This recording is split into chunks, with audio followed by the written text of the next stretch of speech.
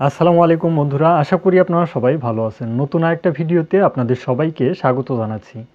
Saudi আরবে অনেক ধরনের নিয়ম কানুন হয়, তার মধ্যে বেতন কাঠামো যেটা স্যালারি বাড়ানো নিয়ে একটা আপডেট তারা প্রকাশ করেছে, যেখানে তারা বলেছে যে স্যালারি একটু বৃদ্ধি করা হবে। আর যাদের স্যালারি একটু কম ছিল তাদেরকে স্যালারি দেওয়া হবে 7,000 সৌদি রিয়াল, আর যাদের স্যালারি এর চাইতে একটু বেশি ছিল তাদেরকে আরেকটু বাড়িয়ে 9,000 সৌদি রিয়াল দেওয়া হবে। এখন অনেক প্রবাসীর প্রশ্ন যে আসলে এই টাকাটা কারা পাবে।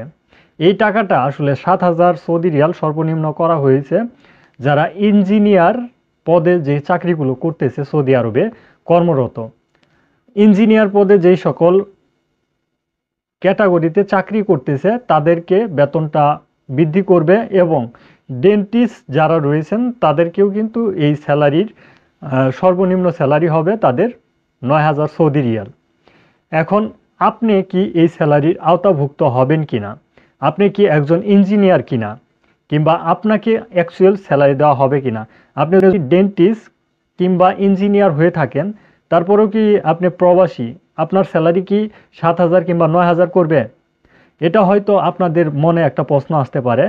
আপনাদের প্রশ্নের উত্তরটা দিয়ে দেওয়ার চেষ্টা করি। শুধুমাত্র সৌদি নাগরিক যারা রয়েছেন, সৌদি নাগরিকদের ভিতরে যারা ইঞ্জিনিয়ার রয়েছেন, সেই ইঞ্জিনিয়ার পদের কাজগুলোতে সর্বনিম্ন স্যালারি করা হয়েছে 7,000 সৌদি রিয়াল।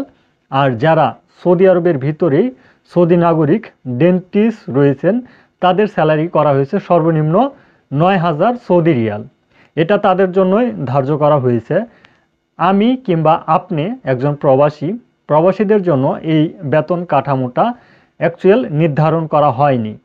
এখন প্রবাসীদের জন্য আসলে কোনো বেতন কাঠামো না আসার কারণটা কি? অ্যাকচুয়াল আপনি সৌদি আরবে 200 রিয়াল মাসিক স্যালারিতেও প্রবাসী রয়েছে, এরকম কিন্তু নজির রয়েছে সৌদি আরবে। অ্যাকচুয়াল সৌদি আরবে আমাদের প্রবাসীদের অতটা মানে স্যালারির যে সর্বনিম্ন কত হবে সেটার কিন্তু কোনো নির্ধারণ এখন পর্যন্ত করা হয়নি। যে যেমন পারতেছে তেমনই কিন্তু আমাদের প্রবাসীদেরকে স্যালারি দিচ্ছে। এখন এটা যদি স্যালারি একটা সর্বনিম্ন পদে করতে যায় তাহলে কিন্তু অ্যাকচুয়াল আমাদের প্রবাসীদের লাভ হবে। সৌদি নাগরিক পাশাপাশি সৌদি সরকারের বিরাট অঙ্কের একটা অ্যামাউন্ট দিতে হবে প্রবাসীদেরকে। সেই জন্য কিন্তু এই বেতন কাঠামোটা তারা প্রবাসীদের জন্য নির্ধারণ করা সিদ্ধান্ত নেয় না, কারণ তাদের সুবিধার জন্য কিন্তু আমাদের প্রবাসীদের এই বেতন কাঠামোটা নির্ধারণ হচ্ছে না। কারণ আমাদের প্রবাসীরা বারবার বললেও সেটা কিন্তু গ্রহণ করা হচ্ছে না। এই কারণেই তাদের সুবিধা আমরা দিচ্ছি। আমরা কিন্তু তাদেরকে বিশাল অঙ্কের একটা সুবিধা দিচ্ছি।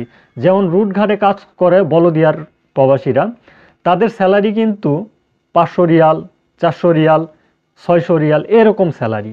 যদি 1,000 রিয়াল স্যালারি সর্বনিম্ন করা হয় তাদের স্যালারিও কিন্তু বৃদ্ধি করতে হবে।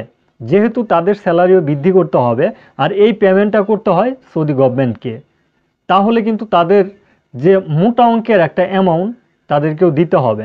এই কারণেই শুধুমাত্র প্রবাসীদের স্যালারি নিয়ে কোনো কথাবার্তা তারা বলে না, অ্যাকচুয়াল তাদের সুবিধার কারণে।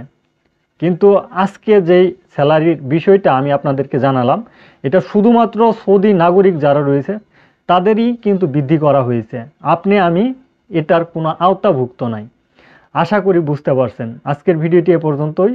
ধন্যবাদ সবাইকে। সালামু আলাইকুম।